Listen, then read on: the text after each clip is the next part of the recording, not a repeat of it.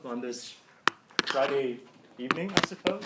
I'm sure there are other things we'd all like to be doing, but I think this is an important discussion to have. So I'm Duyminh. I'm a third-year anthropology student here at UCSC. I've been with Platypus for a little under a year. The Platypus Affiliated Society was established in December 2006, and it organizes reading groups, public fora, research and journalism focused on problems and tasks inherited from the old, new, and post-political left for the possibilities of emancipatory politics today. So we aim to contribute towards a return to Marx to reinvigorate the left in these critical coming years. We have chapters from London all the way to Greece. We also have a reading group here in Santa Cruz that meets every Thursday. If you're interested, please come talk to us after the discussion. For our speakers today, we have Evan Hetland, who I've never seen before in my life. Just kidding. Hi, Evan. So Evan's been with Platypus here in Santa Cruz since near its inception about 2 years ago. Yeah, he serves as the leader for our reading group discussions. He's also studied half the majors here at UCSC. Is overall a pretty smart guy, so thank you, Evan, for showing up to our panel. Thank you. Next, we have Mike Rotkin, a former editor of Socialist Review magazine. He was also the director of the Community Studies Field Program until he retired in 2011. He has been recalled to teach in Merrill College and has served 5 times as the Socialist Feminist Mayor of Santa Cruz. He was also rejected for military service during the Vietnam War as a security risk to the United States. Next, we have Bruce Thompson, a lecturer in history and literature at UCSC. He's been teaching here since 1991. His principal fields are modern European and Jewish intellectual history, and he has received his PhD from Stanford. Lastly, we have Redneck Revolt, 2 members from there. Could you introduce yourselves, please? Hello, my name is Dayton Andrews, alumni of Santa Cruz, 2015, Economics Department. Thank you for having me here today. I'm Jasmine, former college dropout, current musician, also in Redneck Revolt. Yeah. What is Redneck Revolt? Could you describe it? It is like an anti-capitalist, anti-fascist, militant movement focused on armed community defense, arming first ourselves and then members of our community, essentially. All right, thank you. So I'll describe the panel format briefly. Each speaker here will have 8 to 10 minutes for opening remarks, and after that, everyone will respond to another person on the panel within a 3-minute time frame. After that, the discussion will be opened up for general questions from the audience. So finally, moving on to the prompt of the panel, which we've gathered here today to listen to. So recent school shootings and the ever-recurring instances of police brutality pose acutely the question of gun control today. Should the left take up the demand for gun control, and if so, how? If not, why not? How is gun control related to the struggle for socialism? Well, we'll start with Evan, and I will begin the timer now. All right. For the sake of time, I'm going to try to keep mine short because, you know, I'm a member of Platypus. We want to hear what you have to say. So, since the founding of the International Working Men's Association, the First International, the bearing of arms has been a matter of critical importance to the left. A utopian vision defined its aspirations, dreams which they were convinced would require more than just marches and debates to achieve. If the working class had a world to win, then those who currently possessed it were likely not going to accept defeat so easily. The threat of counter-revolution and political repression loomed large over the heads of the revolutionaries who came before. To arm the people was to empower them, while reserving the tools of war to the state was recognized as reactionary, a hallmark of authoritarian repression. What has changed, if anything, since the days of the old guard? The left seems to be split on this issue as of late. Our European-minded friends, as they often consider themselves, see the Second Amendment as the source of suffering, school shootings, gang violence, etc. Repealing or restricting it would be the noble pragmatic thing to do then. Then there are those who cling to the old line, citing the same reasons as their predecessors. What does this fracture indicate about the state of the left? is this a simple matter of tactics and opinion, or something more fundamental? If we look at the writings of people, the original socialist thinkers like Marx, Trotsky, we have Marx's address to the Central Committee. The whole proletariat must be armed at once with muskets, cannons, ammunition, and a revival of the old-style civilians' militia directed against the workers must be opposed. Under no pretext should arms and ammunition be surrendered. Any attempt to disarm the workers must be frustrated by force if necessary. In the death agony of capitalism, Trotsky remarked something along the lines of, "The workers should be armed and organized against the forces of reaction.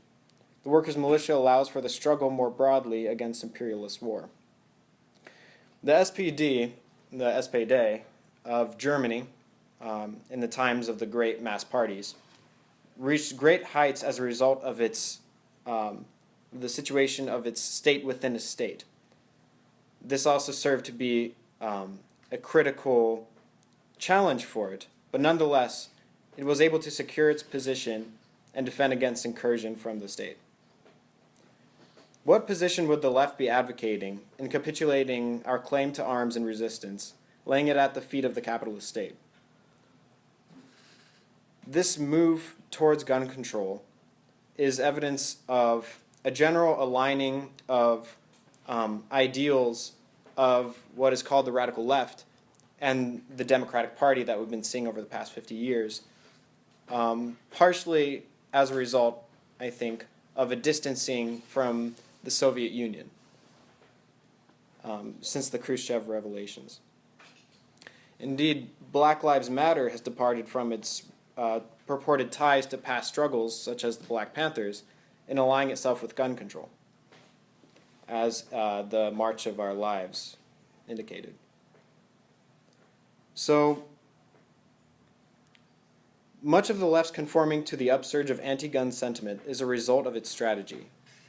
Being the most radical liberals and serving as the most enthusiastic foot soldiers of the Democratic Party, namely unarmed foot soldiers. So, is this the case?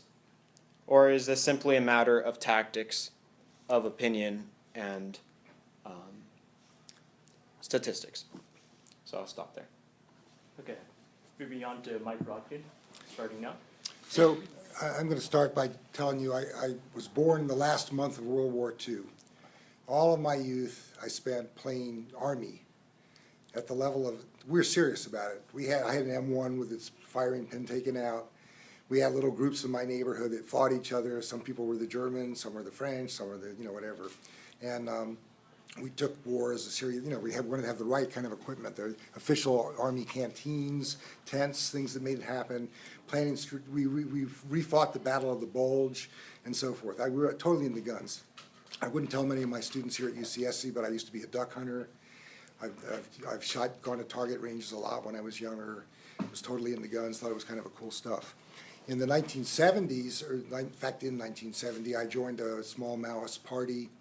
It wasn't yet a party, it was the Revolutionary Union. It became eventually the Revolutionary Communist Party, where I learned to reload empty shells, because we thought in a revolutionary period, you wouldn't have ability to go out and buy bullets or something. You'd have to make your own, so we learned how to do that. I learned how to make pipe bombs. In the Vietnam War, I had fantasies of building a junk, and actually was able to find I could buy a mortar and get shells for it. My fantasy was I would sail up the Potomac. I grew up in D.C. Sail up the Potomac River and shell the White House to bring the war home. So I'm not a stranger to thinking about like military struggle or something in my earlier youth and these ideas about it. But I've come to change my views on this matter. The reality of the power of the military in the current period is so different than the period that Marx was writing in terms of what their capacity is and your ability. There was a time in Marx's period, small number of people with small arms could actually make a difference in the military struggle. Now you would be quickly disposed of with those kinds of attacks. I mean, the military would take you over really quickly. And if we're going to have either a right-wing coup that we feel like we should defend ourselves against, or for some reason we're very far from this, a revolutionary moment where it seems possible for the left to actually rise into power and then be challenged by the powers of capital. And therefore we have to defend ourselves, defend our revolution against their counter-revolution, against our efforts. In that situation, first of all, we're so far from that situation, we have to understand that. We're in a very different place than Marx was. Marx felt like the revolution was coming soon. And I think most of us now are thinking, if we really are successful and really did well, we're talking at least 20 to 50 years for anything like a radical transformation of capitalism to something else. And so the issue for us, I think, is that it's somewhat of a fantasy to believe that having guns, individuals having guns, would be actually useful in defending a revolution. I'll go on beyond that to say there's a huge irony in that the attempts of the right to take over the country, I'm thinking of Watergate, the current situation with Trump, not fascism, but proto-fascism, those possibilities and stuff. It's ironic that the major defenders against these efforts have in fact been the FBI, and if you think about Mark Felt, who was Deep Throat, if you remember any of the stuff from, he was the associate director of the FBI, number 2 guy in the FBI. That's the guy that brought down Nixon administration and the impeachment. Without him, it never would have happened. 2 days into it, the administration was shutting down the FBI investigation, and this guy refused to back down.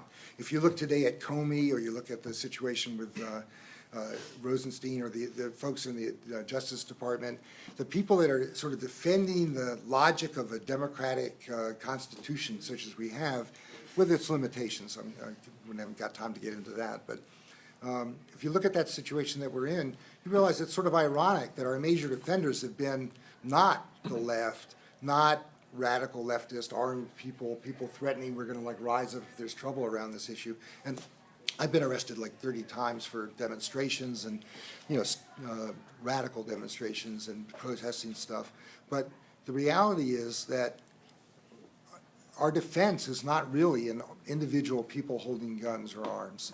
I'll go off on a quick digression just to point out the Second Amendment, which says that in order to have a effective militia, individual people should be able to own guns or hold guns. We don't have that kind of a militia. If we have anything like that militia, it's the National Guard of the various states. So I have a proposal. You want to defend the Second Amendment? You get to keep a gun if you join the National Guard. Then that would be fine. And then you go to this weekend training every once a month, and all summer you spend 3 weeks in the summer training. Then you have a right to have a gun. But the idea that somehow individuals holding guns creates an effective force against the power of a right-wing coup, or in a situation where we're about to take power as a left and we're going to be undermined because the right wing is going to thrash us or something for what we're doing, I think it's really a fantasy. And I think it really needs to be directly attacked on that level.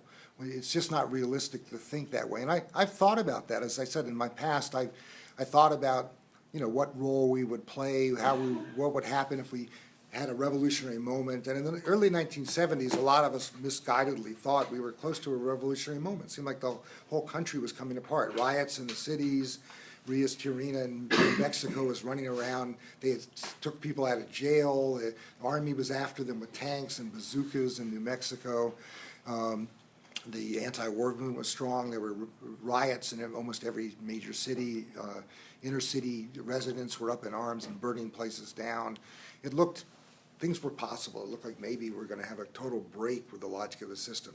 I think looking back on it, we were deeply misguided. In the small places we were, on campuses, and maybe the 2 left coasts to some degree, we might have thought we have possibilities here of a revolutionary moment, but that was not realistic. In fact, all of the violence that came out of the Weathermen, from the SDS, which I was an active member in, not in Weathermen, but in SDS, and that active movement, in fact, worked against us. It got Nixon elected by a landslide in 1968. It crushed McGovern, who would have been a reasonable candidate for president at the time. And so violence doesn't necessarily move us in any radical way towards possibilities of defending either democracy. 7-minute mark. Thank you. And so the reality is, if you go back and look at Marx, if you look at the critique of the Gotha program, or the Communist Manifesto. One of the things that Marx says, and Rosa Luxemburg, an early socialist leader, says this, Lenin says this, Trotsky says this, socialists have to do more than fight for socialism. They also have to represent progressive politics. I'm using paraphrases to explain I haven't got time to go deeper into it.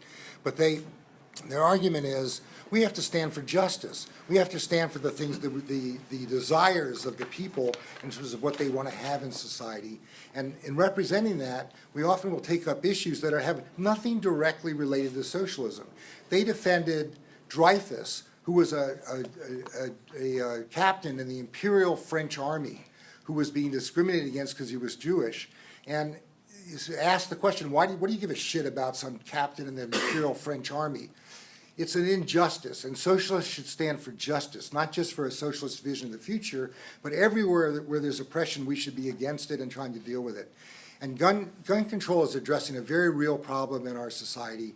And in one of my 3 minutes or somewhere else, I brought 4 examples of how bad the problem is with guns in our society. I'll just show you the one chart in my 30 seconds or 10 seconds left.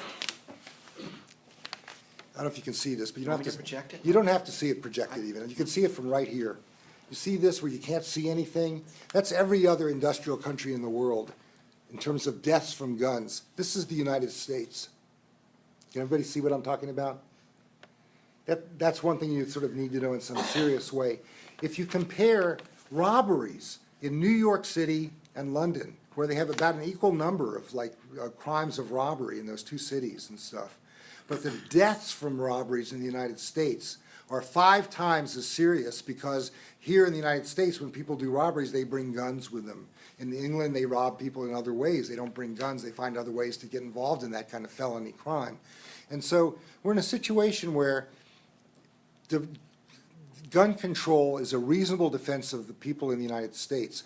It's true that more people of color use guns than white people in the United States. But by a factor of 5, more people of color are killed by guns than white people in the United States in terms of these kinds of the crime statistics that go on.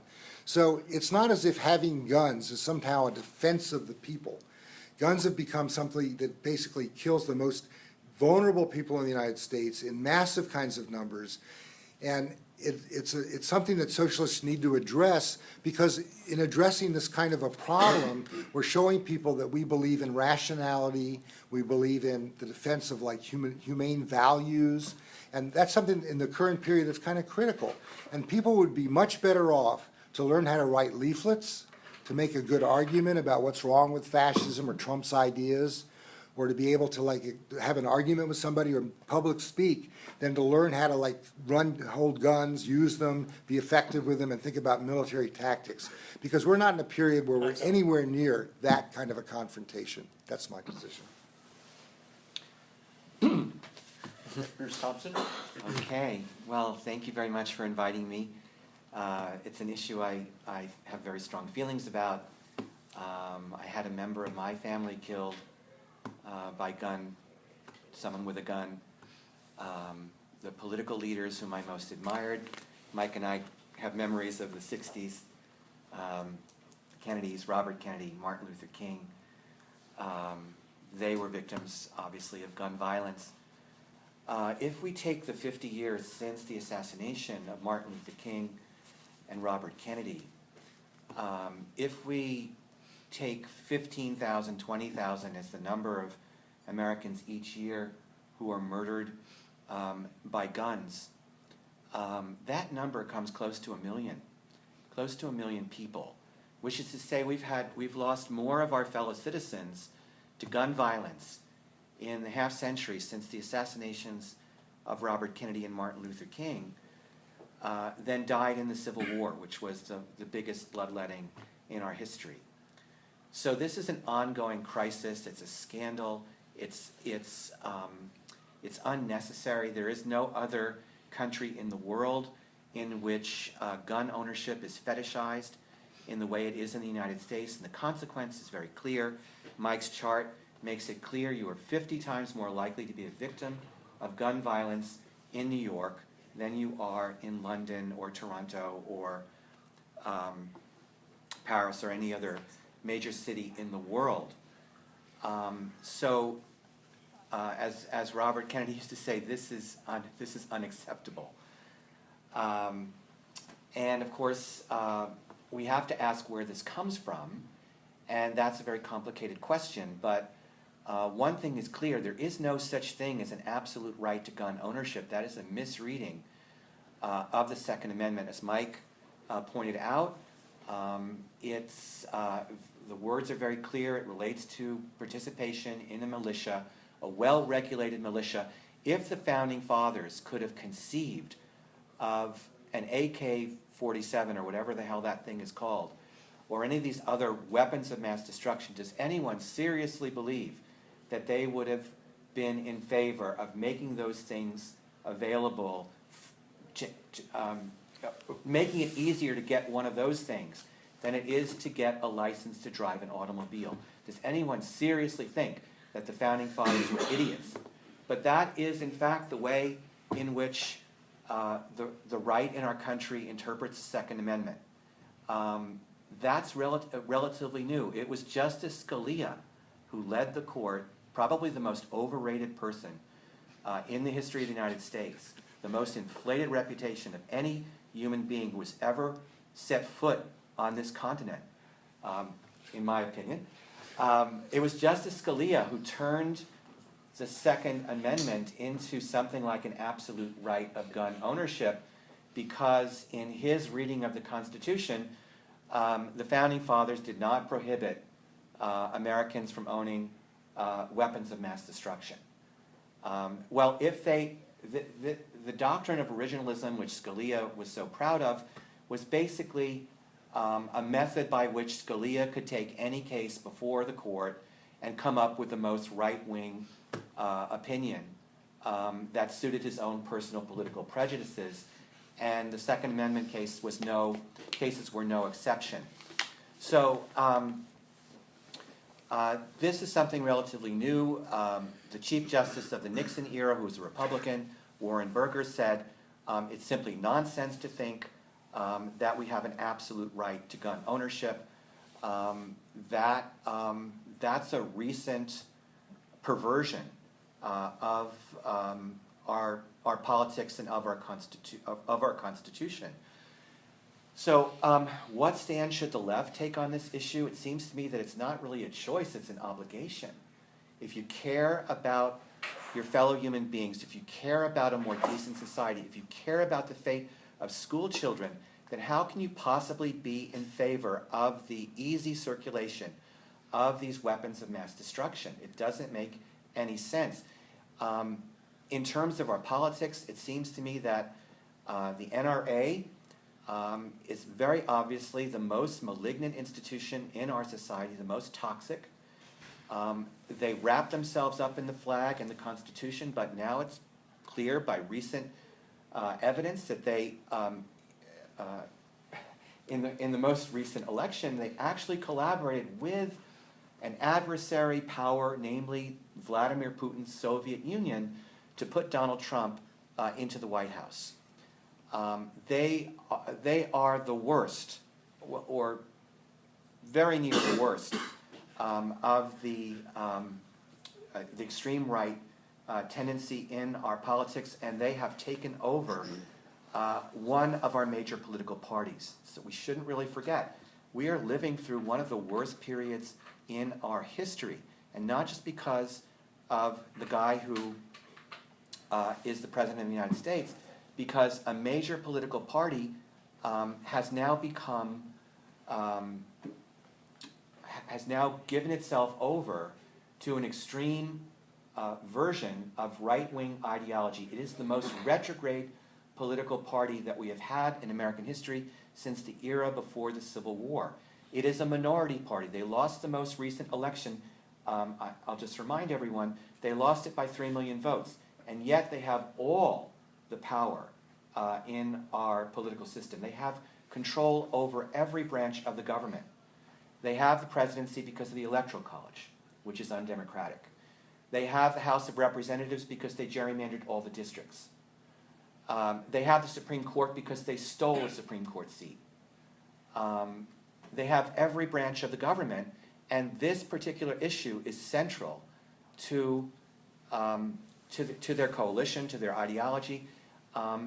Therefore, defeating it, it's not only a matter of caring for the public good, for the common good, for public safety, for the future of our children.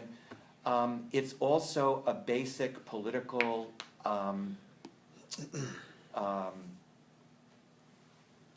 it has to be central to any kind of decent politics. That we need to make this a central issue and a winning issue in our politics. If you favor the free circulation of weapons of mass destruction, and you get away with calling yourself pro-life, that is absolutely absurd. And again, there is no other society on earth where this kind of idiocy, this kind of lunacy, has any sort of public backing.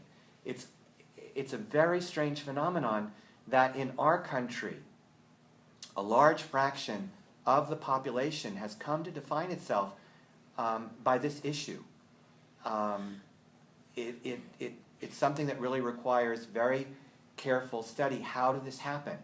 How do we get large numbers of people who think that gun ownership is their basic, it's basic to their sense of themselves as American citizens. Perhaps it's basic to their sense of masculinity. It's part of this anti-government ideology, keep the government off my back, don't touch my AK-47 or whatever the hell it's called. Am I getting the name of the weapon right? Don't touch my AK-47. That's un-American. All of that is absolutely toxic and needs to be taken on. And I can't imagine a left that stands for a more just, a more decent society that cares for the future of our children, that doesn't make this a central issue. They have to be defeated. The NRA, their allies, the Republican Party, and I believe they can be defeated. I believe that this issue is going to be like gay marriage. They thought it was a winning card for them, and look how quickly it turned into the opposite. And I think that gun violence is that kind of issue. It's about to flip. The Republicans are already beginning to run scared on this issue because of those brave kids in Florida who are holding them to account. And I think that's a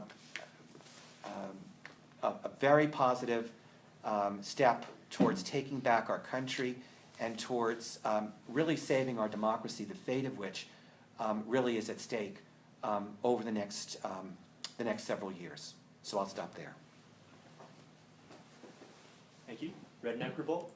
All right, so we can all agree that the Second Amendment is just right-wingers like jack off to that. Like it's fucking stupid. And Yeah. But that being said, gun control is extremely racist. Historically, look at the Black Panthers. In California, open carry was legal until they started taking up arms. So, I mean, like, who gives a shit what the founding fathers said? Like, Well, okay, when I was born in 1993, 47% of all black men in the city of Los Angeles between the ages of 17 and 27 were on the city's gang registry. I was not allowed to have guns growing up. They were kept from me. Movies with guns were kept from me. Video games with guns were kept from me. So I went to my white friend Jameson's house down the street. He had all the toy guns. So I picked up the toy gun, I went outside, and a patrolman sticks a gun in my fucking face. So I put the toy gun down. And then I picked up the real one. Just kidding. The first time I was arrested, I was 15. It was in my public high school. It was not political. It was the policy of what happens when kids get in trouble in LA public schools. They get arrested. When we look at gun violence, we like to talk about homicide, we like to talk about crime, but we don't actually talk about the state. We don't actually talk about state's use of violence. The number one arbiter of violence in this society is not private citizens owning guns, it's actually state actors. We look at it globally. Who's the number one arbiter of violence? It's the United States nation state. It's the U.S. We're doing it, and that's totally legal. The Brady Bill was one of the first pieces of gun control legislation, and it was endorsed by the NRA. It was endorsed by them. And so the times are different. The reality is different. The reality is we do not have revolutionary parties that are actively struggling in working class communities. Because the reality of it is people are accosted by violence today. People talk about the rates of gun ownership amongst communities of color, but then they neglect communities of color's proximity to violence. They forget these legacies. I've called the cops, I don't know how many times, when my mom was getting beaten up. And not once did I get a squad car to show up at my house. Not once. They didn't go to that zip code. So what did the people do? We can only look at Philando Castile, an employee of his local school district, kept a gun, paid his permits, legal gun owner. Tells the officer, I have a gun on my belt, and then is promptly shot. How many times in the face in front of his wife and daughter? And so we talk about the kids in Florida, but we don't talk about the kids in Ferguson. And there was no neo-Nazi with an AR-15. It was the militarized Ferguson police force. We can just look at the Ferguson report that was produced there and say, what do we see? We see the number one source of revenue in Ferguson were fines and fees. The number one revenue of the local government was actually penalizing the citizens with fees. They rose up and they brought in armored personnel carriers to bring them back down. Well, if you look at the history of the United States, you look at the Wasp rebellions and then Rodney King. And you actually see darn near 40 years of uncoordinated, mostly unsuccessful armed rebellion. And that had to be defeated. It had to be broken down. Sasha Kerr speaks about this in her autobiography, The Development of the Black Liberation Army. It was not intentional. It's not that they got together and said, we're going to fucking form an army. We're going to start robbing banks. No, no, no. The level of criminalization was so high that she couldn't go outside of her apartment anymore. They would pick her up. They tried to arrest her. They arrested several of her friends. They had to get fake identities. They had to start wearing wigs. It wasn't a choice. They were pushed underground. They were being assassinated. And, it's a different level. It's a different issue. Like, when I was actually looking to get trained in firearm use, I looked around. I'm not going to join the National Guard. I'm not going to join the military. And the California State Militia has these nice little weekly gatherings. They put pork oil into their meals so that undercover Muslims aren't able to maintain their dietary practices. That is the level of paranoia amongst these so-called legal gun groups. So, the way that we see in terms of the left has to recognize the reality of working class communities of color. And that is a higher proximity to violence. And our position in the Bay Area, in Santa Cruz, in the state of California is the number one oppressor in most people's community is not the neo-Nazi with an AK-47. It is the policeman. It's the police officer. It is the supervisor. It is the shift lead. It's the abusive boyfriend. It's the men that molest you as you walk down the street. Those are the oppressors in this community. And in reality, most of the time, when we look at the way that the police handle these things, these are not adequate solutions. The Black Panthers were actually very practical with their use of firearms. They were not preparing for guerrilla raids. They were not drilling in the forest. They were not carrying balaclavas. They were not making pipe bombs. They were just practicing their legal rights. A man would get shot. They would have a rally. The pigs would show up. The racist neighbors from the Hill community would come up, and they would have guns to protect themselves. People love to sanitize this period. They like to talk about Martin Luther King would not approve of this use of violence. You don't think Martin Luther King had firearms? That's the biggest misconception. People like to assume that Martin Luther King owned no firearms. It's very interesting. So you think he just went out to Selma, Alabama and had no firearms? No protection. No protection? So, and they what? They were so happy that they just put away their guns? No, they had guns too. They were prepared to defend themselves. Revolutionaries cannot get shot. Revolutionaries cannot go to jail. Well, they can't stay in jail. They will often go to jail. As we all know, even if they're not even revolutionaries, they just send you to jail. But community self-defense is not the same as insurrection. It is not. It's actually recognizing the oppressive forces that are active in a particular situation and hoping to advance those struggles by actually practically uniting with the masses. We have to unite with the masses in the regular struggles.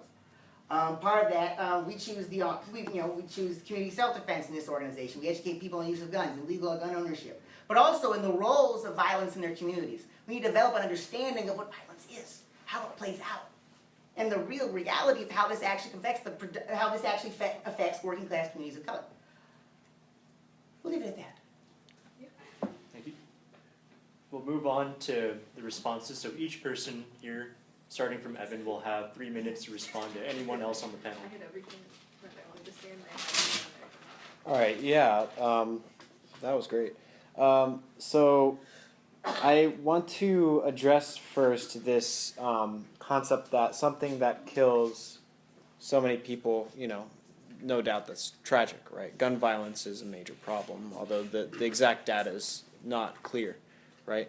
So in the same vein, if guns have caused over 1 million deaths in the past, since Kennedy, you said, car accidents have killed over 3.6 million. Should we ban cars? Obviously not, right? There is real utility in cars. They get us places, they increase our ability to coordinate economically. And there is real utility in guns, namely the preservation of autonomy and the preservation of democracy. What is a citizen if they lay down if they lay down a monopoly of violence at the hands of the state? You get Hobbes's Leviathan, essentially. Like that is the definition of the Leviathan.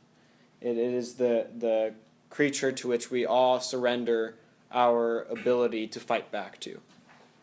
In order to get a state that will honor the democratic process, it needs to be somewhat afraid of insurrection. Not only this, but there is also the connection with revolutionary politics and armed insurrection, namely that it is not possible to convince the state to change its ways if the state is not interested in changing its ways and you are disconnected from the state. There's this idea that the Republicans are the most heinous political party since slavery. I would look more to the Southern Democrats. And there's also, I see a lot of look over there rather than at the Democrats as well, right? We shouldn't be mistaken in thinking that the Republicans are the only enemy, or the only enemy to freedom. I think that, you know, it's obvious to me that the Democratic Party is infringing on the voting rights of its own constituents, right? We know that 30,000 emails were deleted. We know that, like, the evidence points to the Bernie Sanders campaign being smothered, and the response to that has been zilch, right? I think that the fact that so many of the left are running over to embrace gun control is a symptom of its tailism to the Democratic Party. How it does not, a large cohort of the left is no longer capable. Time's up. Okay, well, I'll let you.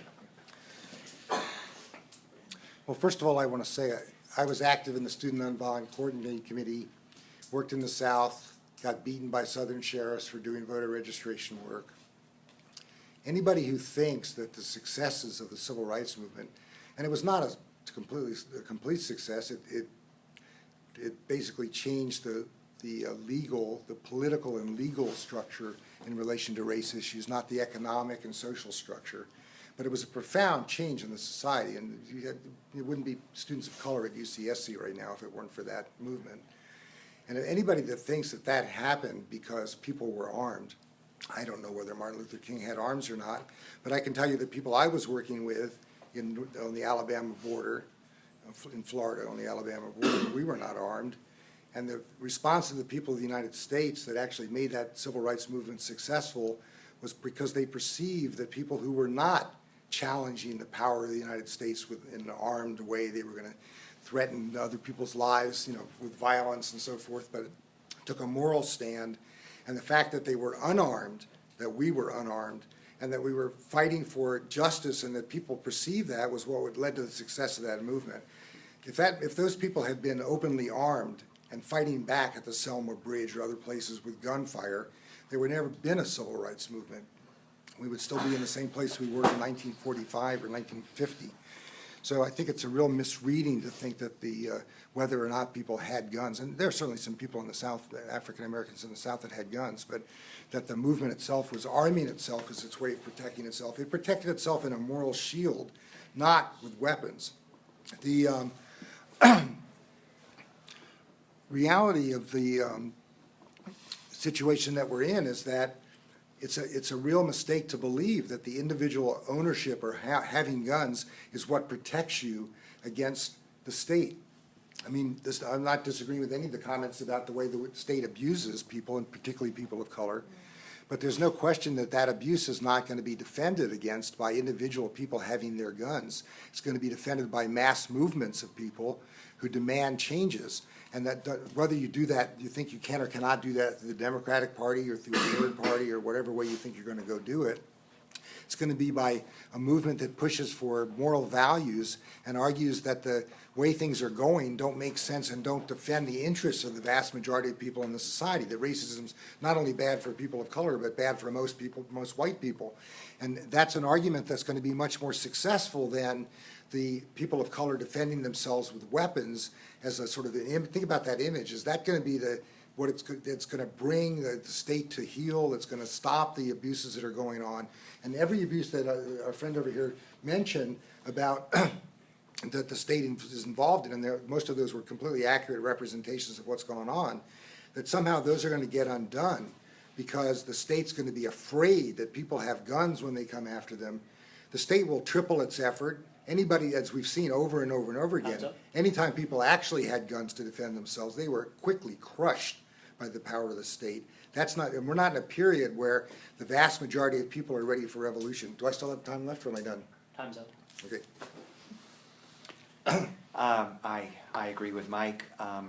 I think that the way to challenge oppression is not with a threat of insurrection, which will only lead to more oppression, more repression, but rather with democracy, with the vote. Winning elections is the way to. I mean, it's not true that you can't change the posture of the state. You can change it by winning elections, and I think that should be the primary strategy. That's number one. Number two, I'd like to disagree respectfully with Evan about equivalence between the two major political parties. Whatever disagreements there were between Bernie Sanders and Hillary Clinton, for example, in the most recent election, Bernie Sanders himself endorsed Hillary Clinton because he understood that any Democrat is 100 times better than any Republican. I mean, that is how different the two major political parties are. There's no equivalence there. There is none. One party has gone over to the side of Satan, and the other one, for all of its flaws, is still a possible vehicle for political and social change, progressive change. Those are my 2 points, and I'll stop with those. Okay, I'll open with this. There are not many students of color at UC Santa Cruz. There have never been that many students of color at UC Santa Cruz. It's actually, my freshman year, there's something like less than 300 black students in the entire university. It's actually, I think, gone down, actually. We've had a lot, and at no point in this discussion have we ever advocated for the individual use of guns to achieve political power, no. We see a absolute absence of mass movements. But we disagree full-heartedly with the fact that we have to do this totally without firearms. That's a complete erasure of a lot of the realities that certain communities face. This is not talking about a blanket statement of who should be armed, who should not be harmed, but I'll tell you the number one cause of death for black women under 30 is intimate partner violence. But the conversation is, should we ban men? Right? Should we ban men? That would be really convenient. It would solve the problem in one way, but it's not really advancing the struggle. I mean, we've had a lot of legal victories, but we actually haven't changed the character of our society. We look at housing. Our housing market is just as segregated as it was in 1961. It doesn't change. In fact, if you look at infant mortality, life expectancy, representation amongst prisons, the character of society actually hasn't changed with all these legal victories. I think Malcolm X talks about the pacification of the March on Washington, that the movement had a real opportunity to really unite with a lot of really working class forces. But at the same time, there was a real compromise that was made to really present an image that was able to persevere. That was the decision they made at the time. And I can't mock my ancestors, but at the same time, the character of society has not changed. We talk about the difference between Republicans and Democrats. We're actually both talking about liberalism. They're both liberals. They disagree over how heavy or how gentle the hand uses to regulate the machine of capitalism, but the goal is ultimately everyone must participate successfully in capitalism. It's a difference in approach. That's why we can have a black president, black chief justices, black senators, black mayors, but not actually change the overall character for the life of most black people. The state is afraid of us. They are. They have this means to destroy us. That is true. That's why if we think of actual political change, we have to take that seriously. Because the last act of, say, the Chilean Communist Party, before they started to receive shells from U.S. aircraft, was to disarm the workers. One of their final polemics was to say, the Chilean military will never turn on the people of Chile. Never!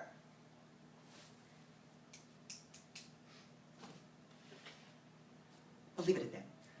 Thank you.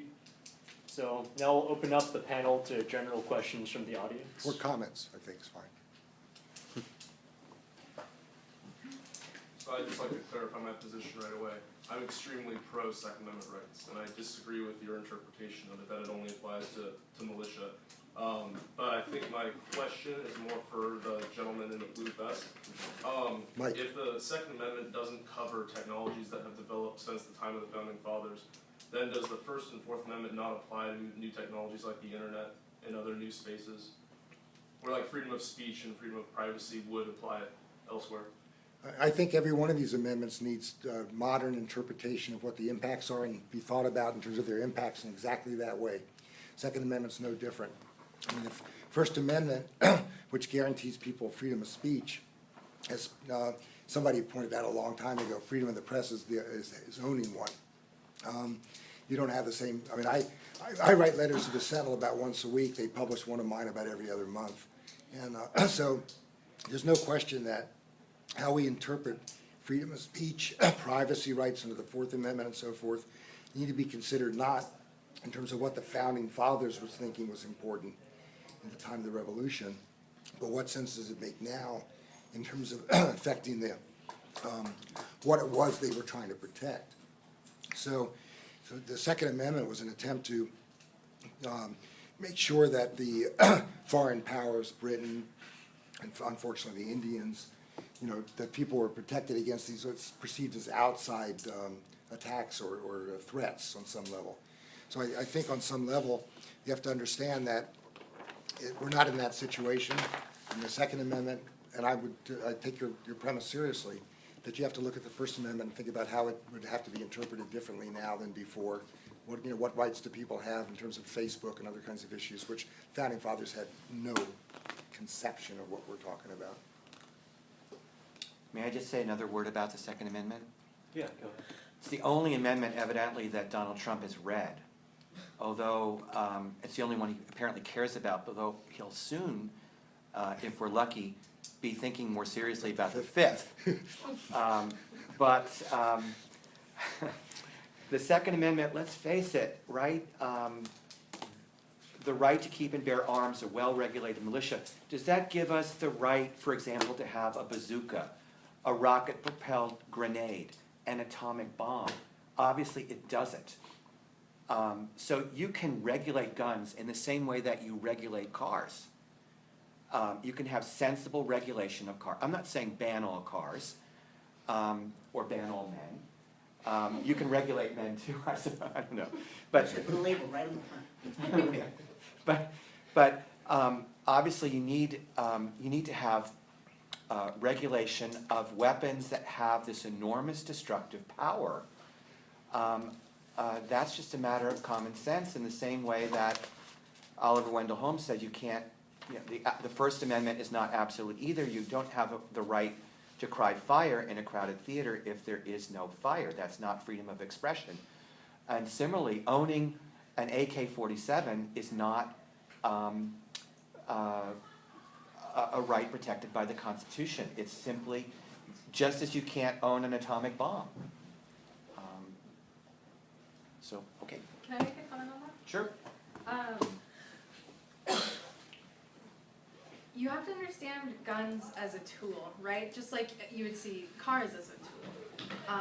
Have you ever shot an AK-47? Oh, no. Okay, so they're not weapons of mass destruction. Like, let's just get that out of the way. They're a tool to be used as a tool. It's pretty privileged to say that they're. Also, we have to The terminology. Sorry, no, it's just really fucking privileged to say that. Well, also think of what a weapon of mass destruction is. I mean, they knew exactly what the Second Amendment was going to be used for. It was going to be used for the militia groups that they were arming in order to pacify the frontier. The state wants to arm poor white people when it needs to get rid of Native American and indigenous people. We see this as what is manifest destiny but not mass destruction. So they had the means to understand what these weapons could be used for. This is in their lifetime. Like, we always talk about, what the founding fathers want. These people owned slaves. Okay, Thomas Jefferson's, all his descendants are black people. How did that happen? Sally Hemings. And according to the Department of Corrections, an imprisoned person cannot consent to intercourse. So we're going to take Thomas Jefferson's words on how to treat a lady, if we know this man is procreated through rape. So we lionize these men. But we don't put them in a context. We put these people in modern context. Would you want to sit next to this man?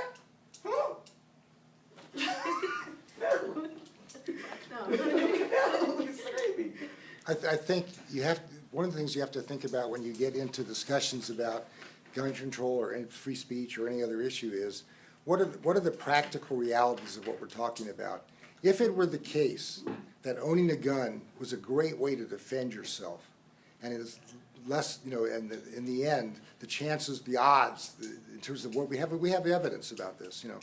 The odds are if you had a gun, that would be a good way to stop somebody, whether it's a fascist government coming after you, or whether it's a rapist coming to your home, or a robber, or whatever the hell. Then you think, well, maybe on balance, that's, you know, it's a tool, something people ought to have access to and so forth. We have massive statistics showing us that the people that own guns are much more likely to be harmed by them themselves than harm somebody else. That guns, in fact, are not a great tool of defense for people. They're not adequately trained to use them. You think, I'm going to have a gun. When someone breaks in my house, I'm going to be ready to deal with them. But if you have children, you're thinking, well, I shouldn't really have the gun like with bullets in it, because if you're going to defend your home, you better have the gun loaded and ready to go when somebody breaks in. No, the bullets are locked up somewhere. The gun's in a safe. Or if it's not and you're not being safe about it, your kids are going to take, and statistics demonstrate this over and over again, that gun is more likely to kill your children than some intruder into your home. People argue that it's like, well, it's just a tool and we really have to go after the problems. It's the mental health patient, it's the mental health problem. It's not the tools, it's the gun. But people with mental health illnesses are much more likely to be victims of gun violence than to ever be the people that actually are involved in these mass shootings or shooting other people with them. I mean, it's not that there's never a case of a mentally ill person using a gun. But get into the facts of the case and ask yourself, is in fact this a useful tool for defense of democracy, of your family, of yourself? It's a dangerous thing to have around you, and it's only macho posturing that makes people think this will be a good tool for the defense of my liberties. It's a weapon that's in fact more likely to be used against you than anybody else. And given those facts, and those are facts, go look those things up, you know, on the internet. I spent a lot of time this afternoon because I'm not totally into gun control, is a big issue, but I went and looked it up. I mean, it turns out that guns are very dangerous for the people that own them, much more so than the people they think they're going to use them against, which is what scares you when you start to think, let's arm the teachers in the school. We have, in the last 2 months, we have 3 cases of teachers who who thought this was a good idea, left their gun on the desk, and a kid picked it up and shot himself by accident, not trying to shoot himself. two other cases of similar kinds of problems. So you can't have this discussion in an abstract vacuum in which guns are a great tool to defend ourselves when we know that in fact they're not that great for self-defense. May I? Oh, sorry. I Go was ahead. also gonna make a comment on that.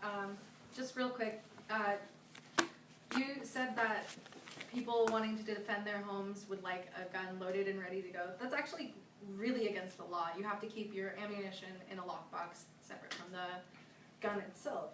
So it's just kind of really silly to argue against something that you don't really know. So how would you use it to defend yourself if your bullets are locked up, somebody breaks into your house? It doesn't happen with an hour's warning. Bam, there's a home invasion. Somebody's broke, the worst case scenario people imagine in the scenarios we're all thinking about. How are you gonna use this gun to defend yourself? You gotta go get the gun, find the bullets, load the gun, and meanwhile they've broken in your house and you're already under attack from somebody. Well, that's the example you're bringing, but that's not an example that anyone in our communities deals with. And that's not even really the situations that we deal with. It's statistically the dealing in minority community, people of color's communities, it's the reality of what happens with guns. Yeah, but we are people from communities of color telling you that that's not the case. So you can't argue that that is the I reality. can argue that there are national statistics collected around these issues and that your individual anecdotal experience, whatever it is, and I don't disrespect that you've had it, That's fair. But is in fact not represented by what we know I think that- factually about this I think matter. they're drawing a false dichotomy. It says you wouldn't be able to use this in a home invasion. Well, that's not, none of the historical examples we pointed to are that. None of those examples are, we're not training people in the use of firearms so they can defend their homes from robbers. We're actually bringing these are for political purposes.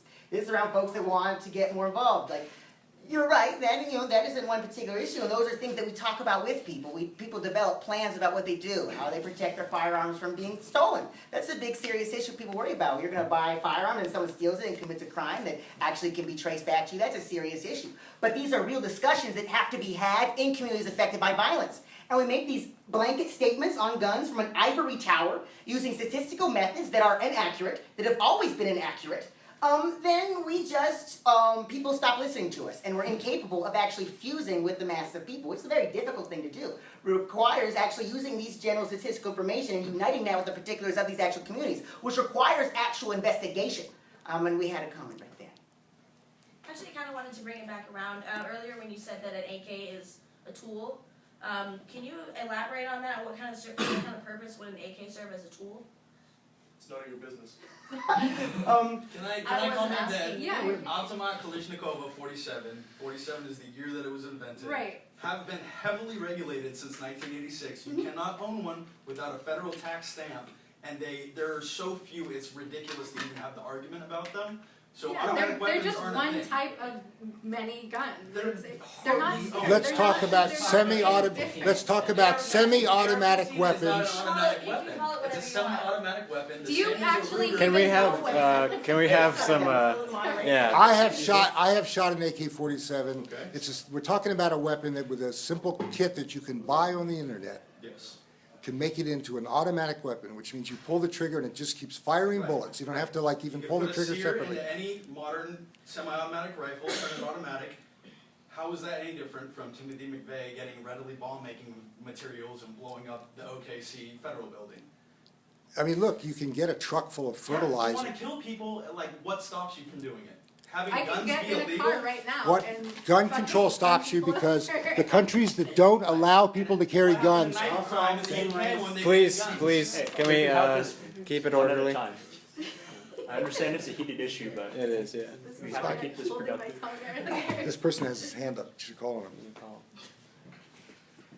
Can I change topics? Do whatever you want to do.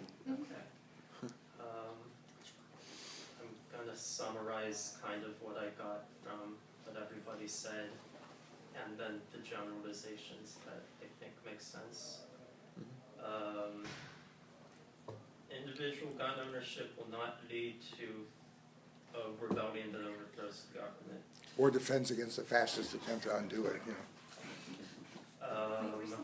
Couple other things that I picked up kind of outside this debate is any attempt to disarm the public would be massive violence to remove every gun that exists right now would be one of the largest, possible uses of violence by the state. Any revolution I've heard would likely be funded from world powers should it come 20, 50 years from now. Police are the leading perpetrators of gun violence amongst black communities. Amongst all communities. Amongst all communities, Yes. okay. That partner violence is a leading cause of death. Black women under 30. Black women under 30, okay. Among black women under 30. Well, actually, it's also women of color under 30 as well, but Okay. specifically. I'll be specific with that. For white women, it's traffic accidents. Oh, Fun fact. Those And cars that again. Public gun ownership by people of color has historically been used to defend political demonstrations, movements such as MLK, the Black Panther Party, Malcolm X have publicly used guns to protect themselves in public. So the generalizations I kind of see as natural results of these statements are that one, that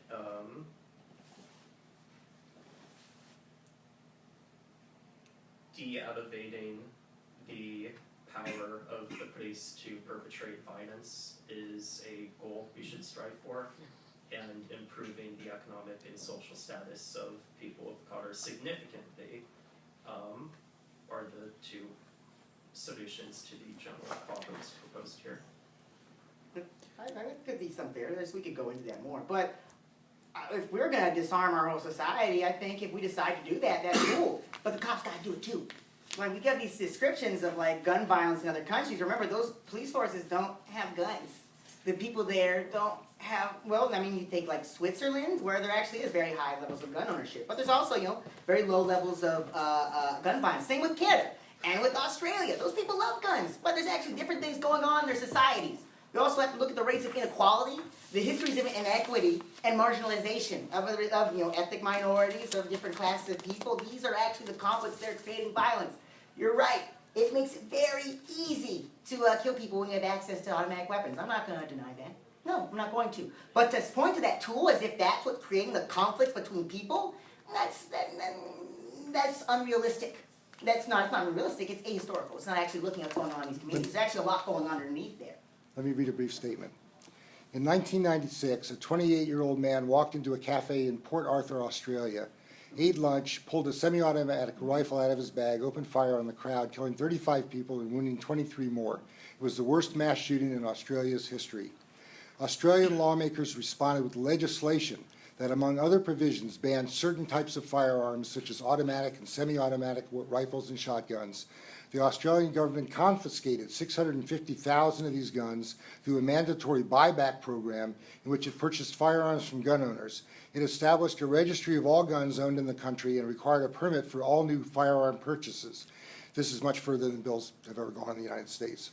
Australia's firearm homicide rate dropped by 42% in the 7 years after the law passed, and its firearm suicide rate fell by 57%. And this is according to evidence from a bunch of people. There's 3 studies that demonstrate these outcomes. So, yeah, Australia, these are people who often like guns as well and stuff, but when they found this problem, they decided to do something about it. And did it make a difference? 47% reduction in the number of deaths by firearms. It's not like it doesn't work if you ban guns. And what is the proportion of Aboriginal Australians in prison? And what are the rates of gun violence in Aboriginal Australian communities? This is, once again, you're right, if we eliminate the tools, we actually make it very difficult to have these, create these incidences. But at the same time, is that really going to keep people from filling vans up with fertilizer and bombing federal buildings? Right? You're right, I don't think that there's any real disagreement over sensible gun laws. But we have to be very clear about what the role is in violence and political change. We have to be very clear about that these systems are maintained through force. It's really difficult to make a fertilizer bomb. I've made one. They're really difficult to make. To pull a trigger, Any fucking idiot can pull a trigger. You don't need any training, you don't need any preparation, you don't And need to anyone know, can make a Molotov. you don't need to know anything. And so the difference between somebody deciding to kill somebody with a knife, which could happen, or to strangle somebody to death, or to make a fertilizer bomb, yeah, you can do all those things. Guns are a very easy way to off people, and the result is that people, it's not that people are killing the oppressor with these guns, they're killing each other with these guns. We have a question. So yeah, okay, so like about militias. So I was wondering what like maybe you think of like I guess what was kind of brought up but not explained, the state within a state, which I believe is kind of, I mean I guess it would probably like the SPD's like paramilitary organization.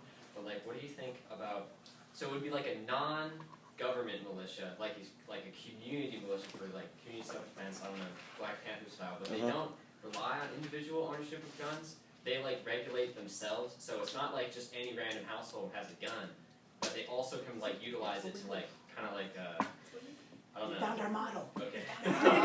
Yeah. Yeah, political. Yeah. Model. It's really easy, just, So- we have to talk to each other about it though. Alright, and although, however, I was wondering how that would work though, like I feel like if maybe the Constitution was interpreted as just like only a well-regulated militia has the right to bear arms, like would the state like kind of like be pro like kind of anti-government groups, like even if they are well like They aren't now, and people in Idaho that have I these guess militias, that's true. they go after them when they can find them. Yeah.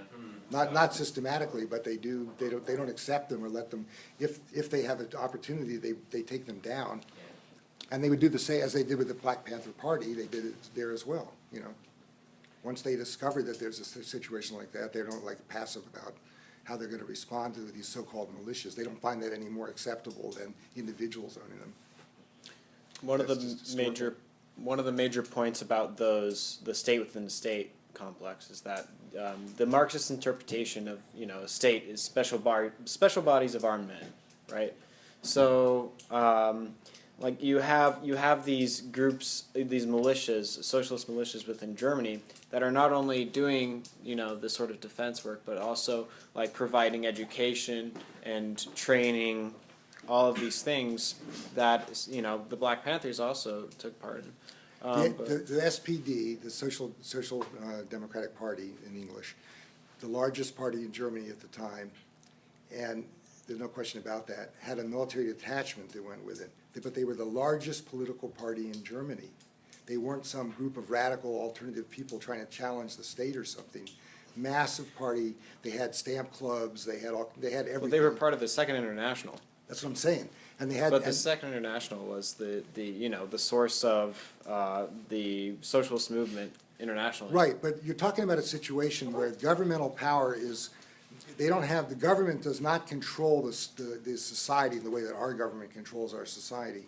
There's a fluid situation in which, like, for example, in the Russian Revolution, before the revolution itself takes place, for 3 or 4 years before the revolution, the army is divided, people are deserting the army, some members of the army are going over to the left and joining the Communist Party or the Socialist, whatever the various parties, there was only one party at the time, but the factions of the Communist Party at the time. And in that kind of a real revolutionary situation, it's very, very different than what we're talking about here. And I think that's why I said at the beginning, I think there's a fantasy here that somehow we're in that kind of a situation, that things are fluid enough that small groups of people or even a large political group could challenge the power of the state, and the state would not have the ability to take them on. That was the situation in Germany. That was the situation in Russia before the revolution. That is, think seriously about it. Are we close to that situation in the United States? Or are we in a position where the left is a pissant little, and I'm part of it, a pissant little group of people that are trying to challenge the status quo and easily crushable by the state? Not like what was going, so you can't have an analogy that says what they could do in the German Social Democratic Party or the Russian Socialist Party, what they could do, we should do that because that's a strategy for how you have an armed detachment as part of your party. If we did that now, they would not only take down the armed detachment, they would take down your party. We had a question over here. Oh, yeah, so my biggest beef with a lot of this problem is I don't know who here owns a gun or is familiar with, how guns operate, but I think it's a pretty highly technical conversation, and a lot of people are trying to have it who lack like an operational knowledge of firearms, like when you're throwing around AK-47. Absolutely. Like, I've seen one AK-47 in my life, and it wasn't operational anymore. It had the firing pin taken out, and it had some like stuff in the barrel or whatever. But anyway, so like California's gun laws, because you talk about sensible restrictions. My side, most of the people that I talk to, we just feel like it's an extremely disingenuous point to make, because California has these insanely strict restrictions. In 50 days, 4 hours and 40 minutes, they're about to ban all individually milled unserialized receivers, which is something that's a pretty big issue for me and people that I know. And I mean, Say why it's a big issue. Say why it's a big issue for them. Oh yeah, yeah. I'm trying to stop. Oh, I mean, yeah. I'm of the persuasion of freedom is kind of more important than just about anything else. I would stand by anything regarding civil or individual liberty before trying to reduce anything else. So that's the most important component of society to me is freedom. But so I'm looking at all of these laws being passed, and I'm asking, where does it stop?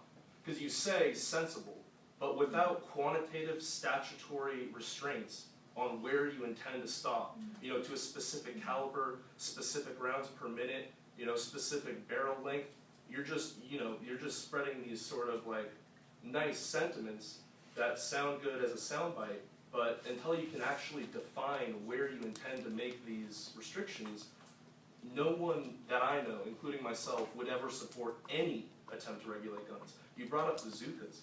I mean, why not? If someone's not going to commit a crime with something and they're going to use it on their own property, who's anybody to say otherwise? I mean, same thing with machine guns, the National Firearms Act. The person that brought up the National Firearms Act left, but I mean, if they're going to use it on their own property and they're not going to harm anybody, because there are people that do own them. I mean, they do so pretty quietly. There are groups of people online that own very sophisticated weapons that just use them for their own business, and they don't hurt anybody with them. And then you have one or two psychopaths that go out and do some crazy stuff. But you're talking about less than a percent of a percent of a percent of a subgroup of people. It seems like without specific quantitative restraints, you're criminalizing the possession of property before any crime has ever been committed. And not just before a crime, before you have an indictment, before there's any sort of jury convened, you're just outright criminalizing something, and I don't really see how that's justified. Like, why is that justified in your eyes? Because of the consequences. I understand the argument.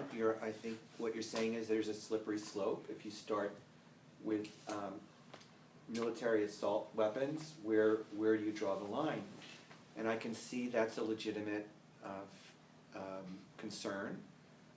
And there is an issue of liberty here, but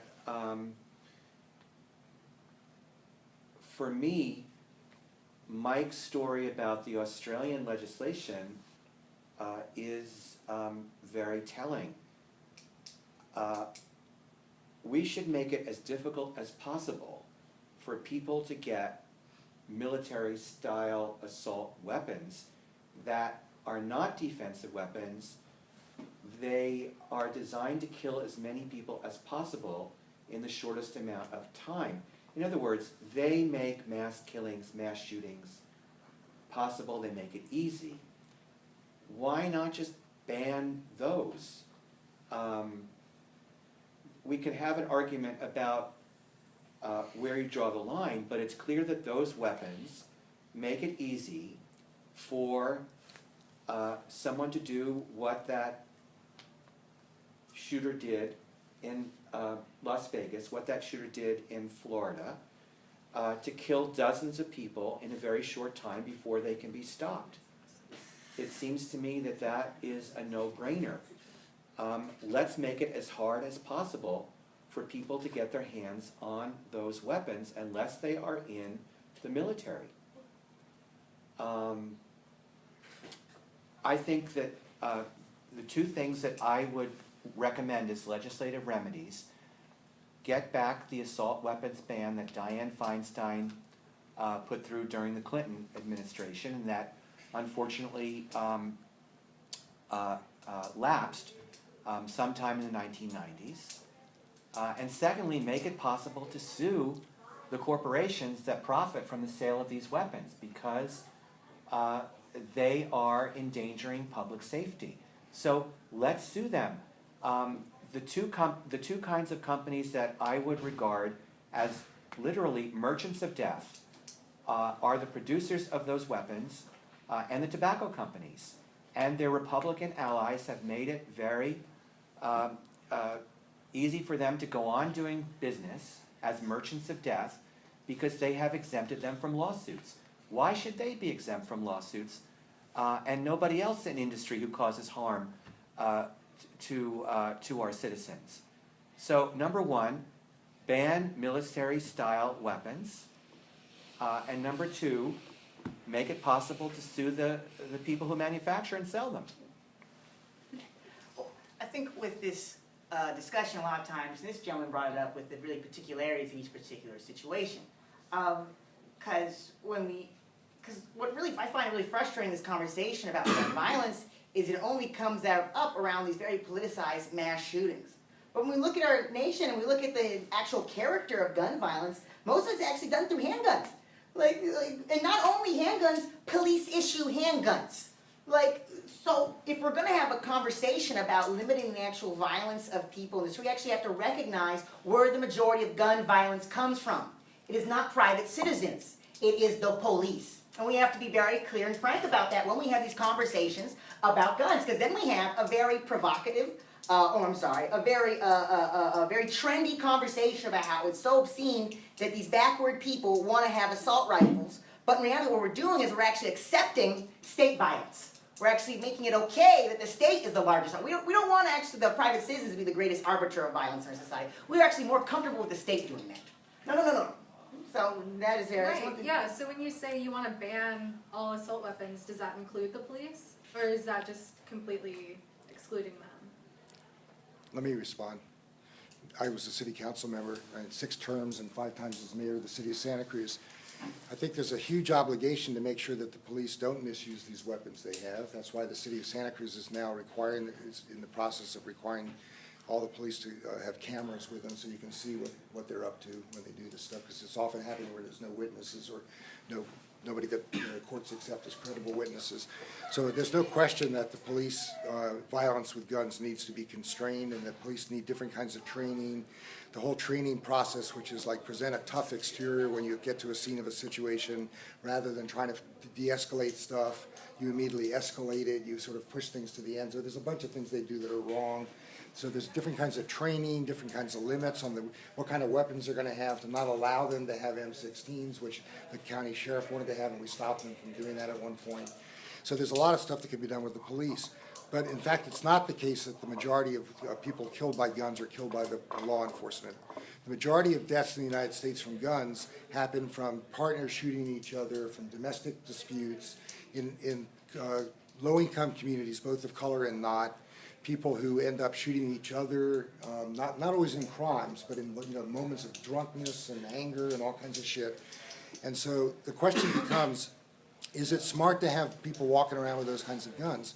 And think about this in a community of color where the kids who are trying to be successful as they see it, it's up to them, not me, in school or wherever they're going to go, try and get a job, try and do well in school, make things happen. But they're feeling like they can't go to school without, they can't walk to school without a gun to protect them, because they know in that neighborhood, if people don't think they have a gun, they might not be safe walking to school. So it's not just people who want to be nasty and want to go out there and cause problems and are gangster mentality or something. Every kid in a low-income community finds him or herself, but usually himself, feeling like they've got to protect themselves in some way, at least present the image, and often they have these fake guns, plastic guns, whatever, just to make people think they're armed so that they won't be messed with. If you restricted gun ownership and access to guns to a much larger percentage of the population, that situation could be changed. Where people didn't feel like the way to be safe was to get a gun and arm yourself, it would be much more to isolate the few people that did have guns, turn them in, have them get those guns out of their hands, and make it safe for a kid to walk to school 10 blocks and not feel like they're getting a shot on the way to the store or school. That'd be my response to that. So, point Yeah, blank, that didn't answer the question. Does that include police or not? I said you need to restrict the, yeah, absolutely. There need to be Absolutely. restrictions on, Okay. Okay, Why do that's it. police That's not need the a question. weapon? Yeah. But you to kill can't 50 imagine people? we're gonna like take all the guns away from the police until we resolve the question of the population. Why Right not? now, they are often literally outgunned.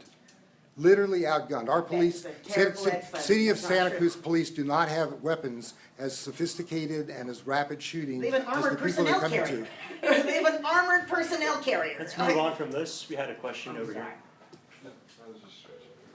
But this gentleman in the sweatshirt Yeah. right here. Who was it? Okay, so, let me preface this by saying that it is not tongue in cheek. It's a genuine question, and maybe I'm playing devil's advocate. But, on the topic of police and gun control, do you think that policemen now in this time have been more inclined to use deadly force because there's such an epidemic and such a common carry of guns in the population? No, no way, shape, or form. Yeah, they've Cops- always done Cops this. have always done it. There's no like golden age of policing where everyone just like, oh hello, Mr. Officer, how are you doing today? It's like no, that's never happened. People have They've always been killing our people for fucking ever. like if you go to Scotland Yard, the first police it's actually Charleston, Virginia. It's like a race between how you define a police department. The first police department was either in Scotland Yard or Charleston, Virginia. And so people have always hated cops. Why? Because they always hate cops. Why? Because they're always policing your behavior and fucking beating your ass. The issue is like cops have always been doing this. The issue is I have a fucking cell phone. All right, and so when I'm not doing these talks, having these discussions, I'm working with public policy in the city of San Francisco. And what we've seen is even when we introduce time and distance training, even when we introduce body cameras, even when we introduce new policies on the use of force, we're actually not changing the character of the police's relationship to these communities. They don't, in instances where they may not have tasers, they have clubs. They have mace. I mean, we're actually not changing. We've had 9 officer-involved shootings in San Francisco, and they all involve people that were mentally ill. And this is 2 years after we've implemented our time and distance training. This is over a year after everyone has body cameras. We had 3 officers of those 9 officer-involved shootings puts their right hand over their body camera Or they turn and them off. fires with their left hand. They turn them off too. It happens. It fucking happens all the time. I know this does go on, I wouldn't deny it for a moment. Do you think it's hopeless? Do you think there's nothing that can be done to control the police misuse of guns? Is that your conclusion? No, that's not my conclusion. You're putting words in my mouth. No, the I'm issue is trying we to- have to that's- actually be straight up about the character of these relations between people. The police have to be disarmed. That is our line, first and foremost. So if the police have to be disarmed, then everybody loses their guns. Well, I mean, I think it would be a Herculean task. I think it's possible. I just think it'd be a Herculean task. But I don't think that the government has the right to disarm citizens when one of the largest arbiters of violence in our society is the police. I agree with that. The follow-up to that is, so with this in mind, is there some kind of compromise that we can meet? Like, can you keep your guns somewhere in a different location that's regulated and monitored and like still have arenas where you can shoot for sport, or like you can have your gun and go hunt, or That's but like maybe how it works in California Yeah. already. The problem is though, gun owners don't own their guns for the purpose of solely sport shooting or solely hunting. Like the reason you own Okay. a firearm is your own Well, business. I'm just so it's asking like- the overarching No, question. I What I really understand. want to know is there a compromise that can be met? I mean, Well, I think when the issue is that they're compromised, we already have a certain type of compromise right now. The issue is this compromise, it follows a cookie cutter model without actually acknowledging the particularities of communities afflicted by gun violence. so The Brady beyond- Bill was specifically a political reaction to armed black people entering the state capitol.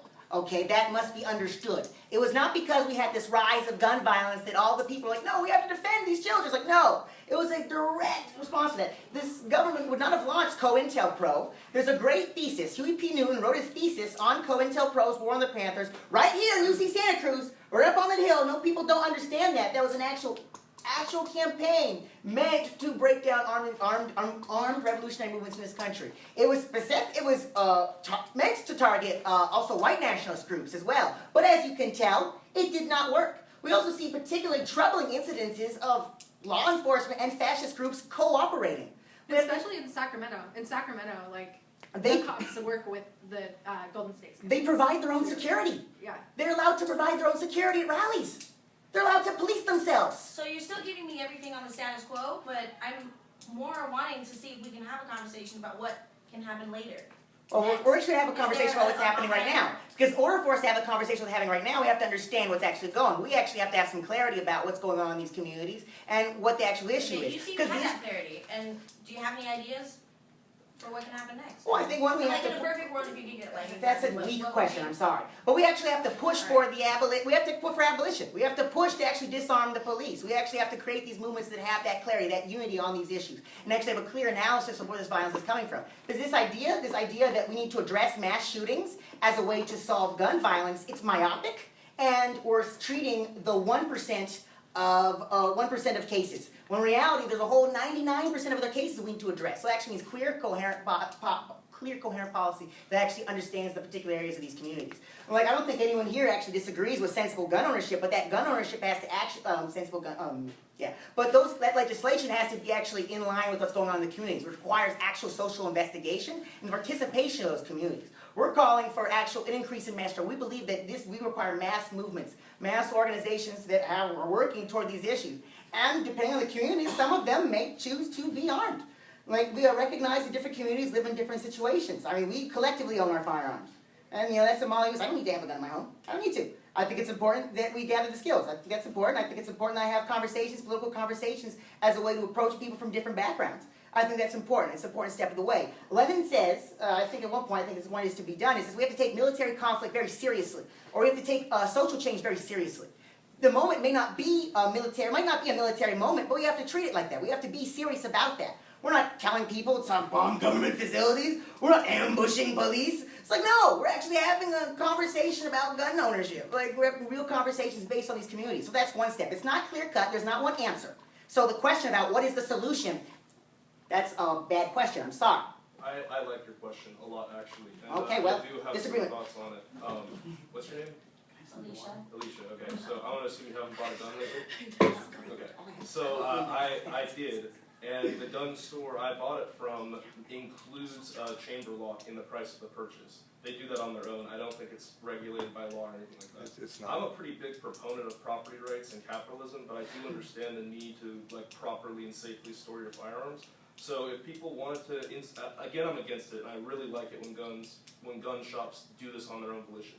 But instituting laws that mandate the sale of safety apparatuses with firearms, to say you can buy a gun, you can walk out of it the same day, but you're walking out with a wall lock, or you're walking out with a chamber lock. I think that is a good compromise between sides that don't want a bunch of barriers between having firearms that otherwise wouldn't purchase these things. And it's not too much of an infringement on the price that would cost to buy some of these things. That's just one concept that I had. I'd like to see that implemented more. You have a question here.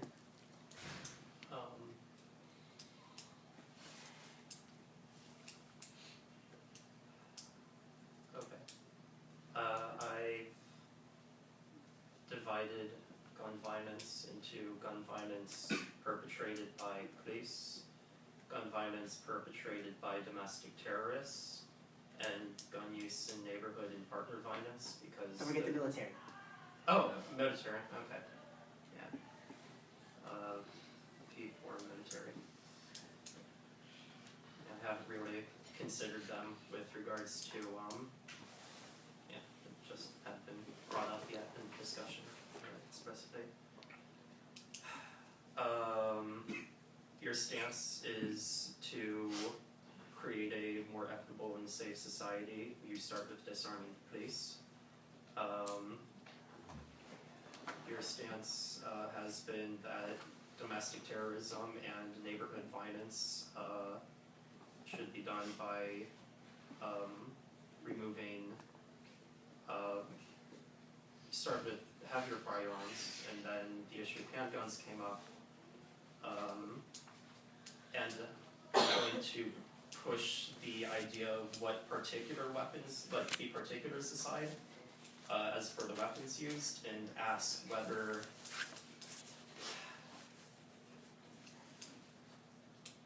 the violence, I separated them in these categories because violence done by police, domestic terrorists, and neighborhood and partner violence you can group them together in different ways, but they all seem distinct enough to warrant separate discussions as to how to stop each one. And I want to frame the discussion that way. I think that's a very important, that's a very clarifying point, right? Because we have to understand where these different complexes intersect, right? We have to understand really a little bit, it requires understanding, a conversation about gender violence, right? A conversation about white supremacy, and also like what is the role of police in our society, right? And so, yeah.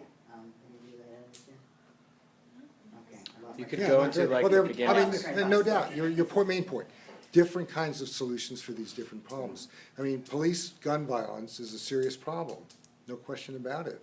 I mean, it's gotten worse in recent years, not better. And on the other hand, there's beginnings in some places of people trying to figure out how could we address this, and there's certain solutions to that, which have to do with training issues for sure. We have consequences for people that do it. They don't get, you do it and nothing happens to you, and so other people get the message that you can do this with impunity. That needs to be addressed. Needs to be clear regulations for when gun uses, the rules or the codes for when guns are appropriate to be drawn out of your holster in the first place, and those kinds of things. It's a whole bunch of stuff that needs to be worked on. Take reinforcement, and it's not going to happen overnight, but that's a serious program that needs to be addressed, and that needs to happen no matter what happens in the other areas you talked about.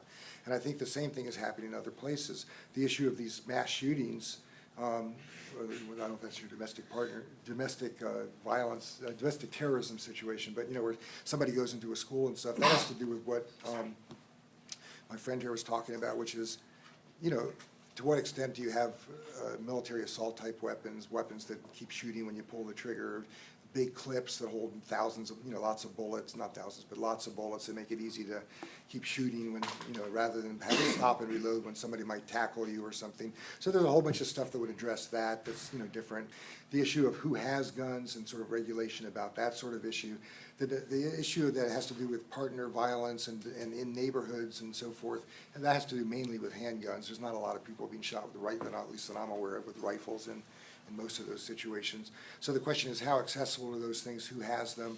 What are the consequences, for example, of your gun killed somebody and they come to tell you and you say, oh, I guess it got stolen, I can't find it, for which there's no consequence apparently, as best I can tell. That shouldn't be the case. I mean, if you have a gun, I don't know what your views are about this, but if you own a gun and you don't keep control of it and it's gone somewhere and then somebody gets shot with this gun that they can show that you purchased, is there some consequence for you for that? Selling a gun illegally is a felony. No question. I'm not talking about selling it. I'm talking about your gun has disappeared. Your cousin Vinny borrowed it, and now the gun's gone. When the police come to say somebody got shot with a gun that you bought and has you registered as the owner, and what happens to the person? They say, oh, I just never got around to reporting, but it was stolen, or I didn't even realize it was stolen. And there's no damn consequence for doing that. So I'm not listing everything, believe me, but those are the kinds of things you might start to think about that would be reasonable regulations that would impact that world of, control of your freedom to own the gun. One of the freedom comes with responsibility.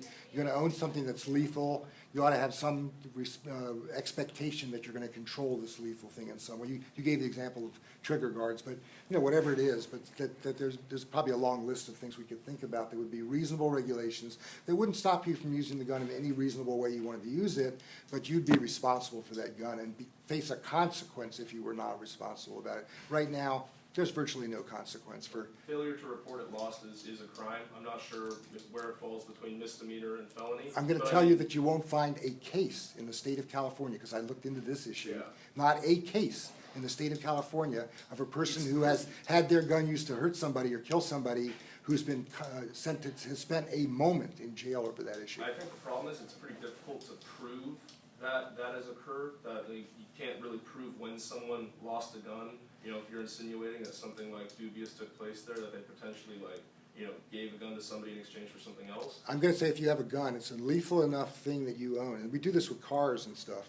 Somebody takes your car, runs somebody over in it, and you say, well, I never gave them permission to take my car or something like that, there'll be consequences. And there are lots of cases in California of people being found guilty of a bunch of problems of their car being used as a lethal weapon. Not a case in the state of California, at least in the last 10 years, of anybody facing any legal consequence for not looking after their lethal weapon. Yeah, I mean, I really think. Sorry, I'll have to move on to the next question. We have a limited amount of time. The question kind of goes back to the issue of police violence. And, I mean, obviously police violence has been a major issue in the past years. But despite, movements like Black Lives Matter, and other calls for, change, the actual response has been lackluster. And so, it kind of, and of course, these problems still persist in a lot of these communities.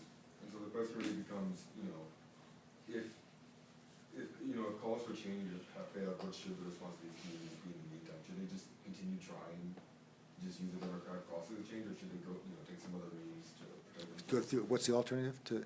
I mean, I'm wondering what you guys think, the response should be from these communities, and, in response, well, in light of the lack of any real significant change, or the seeming lack of any real significant change. Step up the pressure to get council members elected who think it's a big issue and they were willing to do something about it, and stand up to the rest of the population that want the police to have a free hand to do whatever the hell they want. And you have to have council members that are willing to stand up and say, I'm going to take on the police on this issue. You can make a difference around these things. And as it turns out, I mean, here's an irony. One of the things that happens with police cameras is that it turns out that a lot of times the police, not about shooting so much, but about other kinds of stuff, having a camera evidence that the police officer wasn't the one that caused the problem, it was somebody else. But for whatever reason, have council members that are willing to stand up to the police and have restrictions on how and when they use their guns and what happens if they misuse them. And right now, a lot of council members will wither under the police chief saying, like, well, we're doing our best and it's all we can do, and they sort of like, that's the end of it. They start a conversation, they spend weeks talking about it, months talking about it, and it doesn't end up in changes. So my position is, yeah, you should, I think it was your first choice, use the democratic process to really pressure them to do around this, to actually have control over how the police use their weapons and consequences when they misuse them.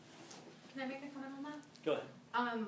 I mean, I don't know about Santa Cruz, but in Oakland for sure, the police union has so much power over the council members. So using a democratic process doesn't change anything in regards to police violence. I mean, let's look at the history of these different electoral campaigns, like, to, change the character of these neighborhoods. Like, black communities, get frustrated when we elect. I mean, I think of how excited we all got when good old Barry O got in job. But what happened, except more drone strikes than any other sitting president? What happened to more other more deportations than any other sitting president? Of course, that's an extreme example, right? But it's actually very Trump. Well, it's actually almost you run the risk of appearing almost condescending to tell communities that face higher rates of voter disenfranchisement to actually participate in the electoral process that continually proves to actually disappoint the community. So I would say the solution is not just to put pressure on the councilmen, but not through elections, but to put oftentimes literal pressure on the councilmen. I mean, we can think of stories of, I'll go back to my Malcolm X, when they had different issues of criminalization where, the police would kidnap different members of their organization. What would they do but march and demonstrate in front of the police station itself? They would actually threaten to break into the building until the person was released. And it happened. That was also a different time. It was under different conditions. But at the same time, if we constrain all popular struggle to the ballot box, we're going to end up with this exact same position that we're in now. We're going to continue to fill up these buckets of people's hopes and dreams, and then with a nice, lovely name of some lovely politician, and then we pour it onto concrete. And then we have 5-term mayors, 6-term council members, but no actual change of the character of the way these communities are living. And so we have to actually, I'm not going to argue that certain council members are more amicable than others. There's certainly, I would prefer a nice progressive council member to a Klansman. But a lot of people have Klansmen for council members. And we have to recognize the character of what these the relationship between these politicians and these different organs of the state. The police are not a separate entity, they are an organ of the state. The mayor is the executive, in one way or another, well, in Oakland, is the executive of the police department. And same in San Francisco. We have to look beyond it. But I will acknowledge that certain struggles will advance popular struggle, right? Like certain things. Like it's important that someone to have these different avenues for struggle, right? Like ballot measures around police accountability, civilian review boards. But at the same time in Oakland, we voted in a civilian review board that said that the voters would get to pick the members of that civilian review board. And what did Libby Schaaf do but appoint all 4 members of the committee real quick, right before the certain clauses took place. So there's actually real issues. So when we look at it solely through the ballot box, it's myopic. It's myopic, and we have to recognize that. At last, something we can agree on. I am not arguing it's only electoral politics. I think demonstrations make a lot of sense, can make a big difference, and you can put pressure on people in ways other than voting for them or not voting for them at the ballot box. And those things can make a huge difference in terms of the things that go on. So I'm not arguing that it's only like wait every 4 years to vote for a better person. That's not my position. So I don't disagree in any way with what you just said. No, but we're also not referring to just, well, I want to say something so simple as demonstrations, because we've had generations upon generations of demonstrations where it almost becomes routine. That's not, we actually have to have a real conversation of escalation. And that, you know, is reliant on the community. We work with communities where folks are undocumented. We work with communities where folks are active sex workers. They have a different relation to the law and the state. So that also means that those struggles will look very different. By the way, people should know this about police. In the state of California, the police officers' Bill of Rights makes it impossible to have effective police civilian review. It doesn't work at all. Here's why. You can either have a civilian review board that has complete powers to subpoena the police chief and police officers, to get witnesses, to make whatever findings they want to make, to have people on it that are strong and have great views and stuff, but they are not allowed to report anything that and they can look at all the records and the police reports and the calls and the tapes and everything. They can get access to everything, but they can't say anything to the public about what they're looking at, which means it's useless. Or you can have a civilian review board that doesn't have the right to look at police reports, talk to officers, subpoena the police chief and so forth, in which case they don't have enough information to be effective in the work that they're doing. So at this point, civilian review is dead in California unless you change the state law, and it needs to be changed. It's an outrageous law that protects police against reasonable civilian review. And police ought to be under civilian review. That's what a democracy is. And I've discovered this myself as a council member. We had a choice of one of these two kinds of review boards, both of which are meaningless. You know, you have a review board that does a complete review, gets all the information, comes to a great conclusion about what ought to happen, and then reports it back to the city manager and the police chief, who may or may not adequately act on what you tell them. Useless. Or you could talk to the public about everything you're seeing and what you feel about things and what you care, but you can't get the reports you need to do a decent assessment of what actually happened. And so it's hard to accept that, but that's the reality. I wouldn't waste a moment on a police review board until you change the state law. I have a question, if you don't mind. Well, we have time for 2 more, of which will be ours. So, obviously the main difference between our time and Marx and Lenin's is that there's a complete absence of mass parties. So I was wondering about the potential, I think for me, there's an infinite potential for scaremongering when it comes to the liberal state showing people that the socialists want to be armed, considering that we've lived through decades of Cold War propaganda. So my question for everyone here is that you think that focusing on this one issue of allowing socialists to be armed is detrimental to the creation of a left party for the long term? That's respectability, right? Because that's also part of what leadership is being able to play a leading role in a particular conflict or within a particular struggle. I mean, we go back to the polls. Go back to the polls. 70% of white Americans had a negative opinion of Martin Luther King, had a negative opinion of the civil rights movement and the tactics being used when they were totally nonviolent. 70% of white Americans don't approve of Colin Kaepernick bending his knee during the national anthem. Like, so if we're basing this on respectability, then we're not going to get anywhere. It's like, you know, there's an actual need to just have a clear and open dialogue between activist organizers, whatever you want to call it, and the community.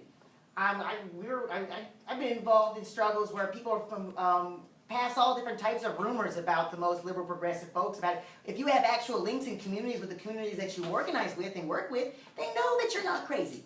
they know that you're actually here for their best interest, but that's predicated on you doing the work. So if the media can call socialists a bunch of armed militants, that's because socialists are not in any working class community doing the work to communicate and articulate what the socialist program is.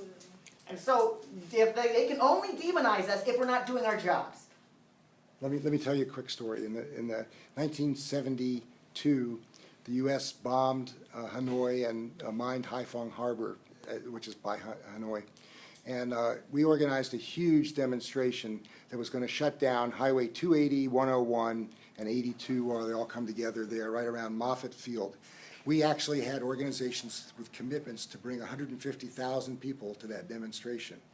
That was the committed people. There might be others would come to it and so forth.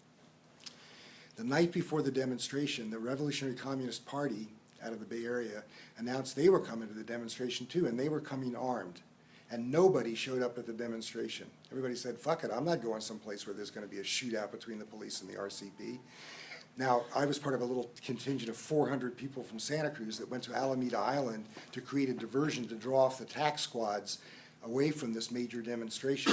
We showed up at 4 o'clock in the morning to create the diversion that would draw the tax squads off, but the main demonstration never happened. So the tax squads from 7 counties came down on us, on Alameda County. I don't have a lot of love for the RCP and their decision to announce they're bringing guns because it was going to create the struggle of the moment. It was bullshit.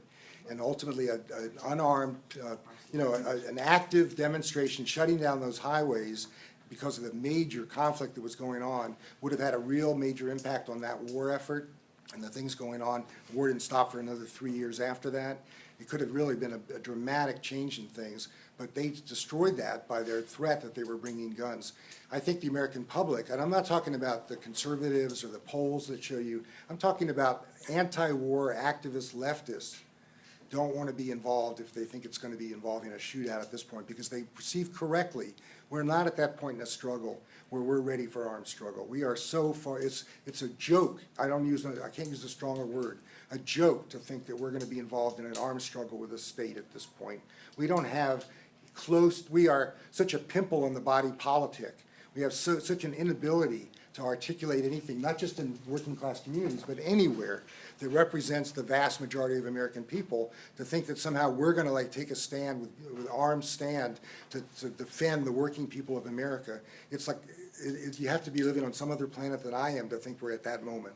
I think we can all agree that the Revolutionary Communist Party is bullshit. But there's also a real need to draw demarcations between different political tendencies. And that actually... I don't care who would have made that announcement. I don't care if they were the most pure, wonderful group of people with everything wonderful about them. You know, it would have had the same effect. People would have gone like, I'm not going to a demonstration where there's going to be a shootout between the cops and people with guns. So I'm not going there. That's leftist. That's people who are committed to these are people ready to go do illegal, block a freeway, sit in front of cars, shut the place down, set off bales of hay in the Alameda Tube to stop the car traffic from coming somewhere and stuff. Those are people that didn't want to go and get involved if there was going to be guns on the scene. Let's move on to the last question.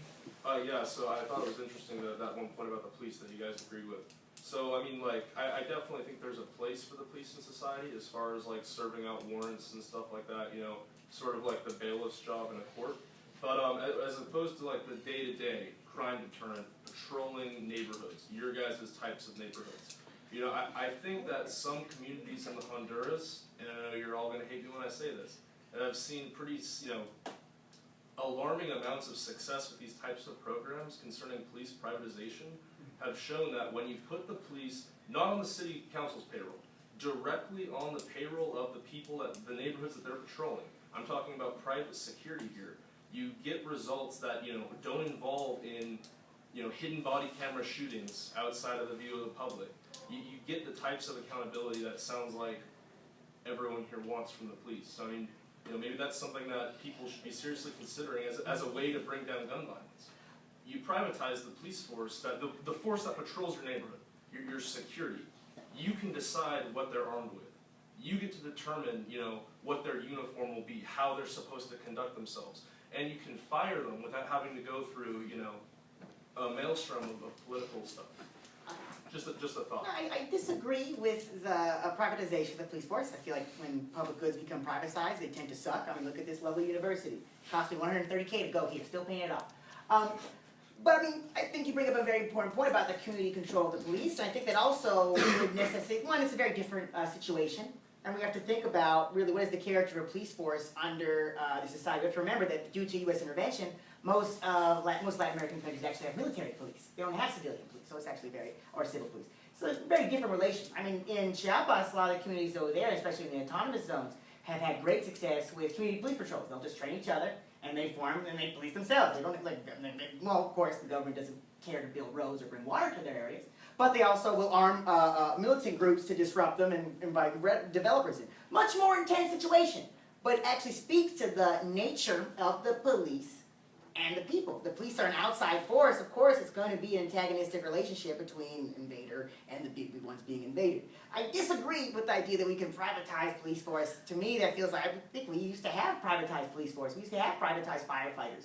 They would compete with each other. And what was it with the firefighters and the 5 points? They would they would set buildings on fire to like break business for themselves. And then when we think of like, I don't know, you just think of Goldman Sachs, like, nah, dude, no, we can't privatize the police, they'll fucking murder us, it'll be RoboCop. But anyway, There you go, yeah. Really, But what are they already doing? Killing us. So it's like, yeah. Giving them the means to kill us under the sheets? That's scary, I don't know, they already get to disappear a lot of us. Did you know Chicago had their own little black sites that they used to take suspects that they didn't have in the register? Anyway, I'm getting off topic.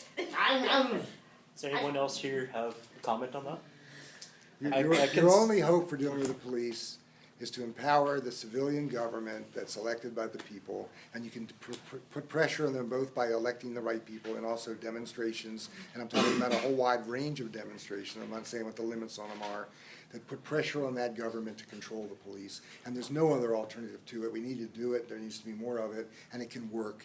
And it just requires real commitment to it, because ultimately the police do work for the city, and if they, you know, on my first year being mayor, we got rid of the police chief, the 2 deputy chiefs, took 4 police officers to court for brutalizing homeless people. You can make a difference around those things, but you've got to be willing to stand up to the pressure from not only the police, but the more conservative members of the community. And back then, Santa Cruz was a right-wing town run by the John Birch Society, and our council stood up to him. We had 4 votes of progressives and 3 right-wing conservatives, and we stood up to him, and we managed to totally change the police force. They're still not perfect, but they're, compared to the old police force, where they just basically did whatever the hell they wanted and had no control by the civilian government, you can make a difference. And I wish I knew whether there's an alternative, but I don't think there is. I think that's the only way you can do it. This talk of the private police force really makes me think of the Pinkertons. Yeah. You know, There you go. I'm like, Yeah. yeah, it's just, oh, that's nostalgic. That did not end well. You know, and I also wanted to bring up the question of the police in general, right? The police. I think this was touched upon earlier. You talked about how the police are not. They weren't always a thing, right? So like, it's important to remember that the police are actually a creature of Reconstruction, right? And are largely associated of enforcing, in the United States at least, slavery, like slave patrols, right? They came from that, and then sharecropping and things like that. Long before the Civil War and slavery and stuff, there were police in America, though. I mean, there's no question about that. And the police are the result of having a society where people no longer live in small villages where everybody knows everybody. You have total strangers that have no connection, and you need some additional force because people are no longer going to simply do it on a basis of cooperation and agreement at the scale we live at. So I think that's, you need, don't call them police, whatever you want. There's going to have to be somebody with authority. But before there were civilians, militias is the thing, not They're police. constables, they're patrolmen. It's different from Right. a force that requires 24-hour enforcement. The police have 24-hour enforcement. They have pensions and salaries. They have headquarters. They have contracts. They have uniforms. Like, it's very different. It's a very different relationship than a militia group from the early 18th century. Like, we actually look at our definition of a police force. The police force didn't exist before 1850, nowhere. Like, and we have to be very straight up about that relationship and really what caused that. I mean, a good book that y'all can look up is Our Enemies in Blue. It's a good one that tracks the relationship and the development of police forces. And then the sequel to that, fire the cops. Fire the Which is cops. good, it's fun. Right, and like we see this relationship, like, you know, cops come about when folks start moving into cities, right? I think of a very good point, like really as like the socialization of labor occurs, like there needs to be a policing force in order to maintain order. In reality, that's what police are. Police are not, you know, if you look at, like, let's take Boston for instance, like we have the big relations of, there wasn't actually much of a decrease in crime with the arrival of the police force. What actually changed was the increase of order. That's very different. We have like the LA sheriff's race. I believe it was 1865. I don't know, I'm sorry. But it's in the late 19th century. One particular sheriff's race, or no, it's the mayor's race. As soon as the candidate won, he fired over 95% of the police force.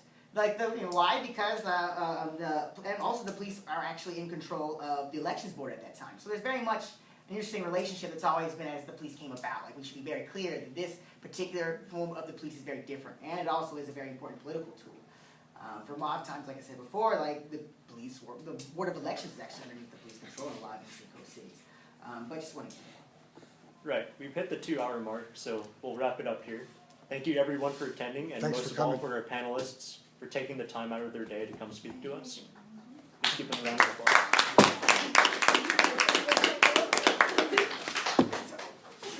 Everyone have a good night. Good night. I think it's great.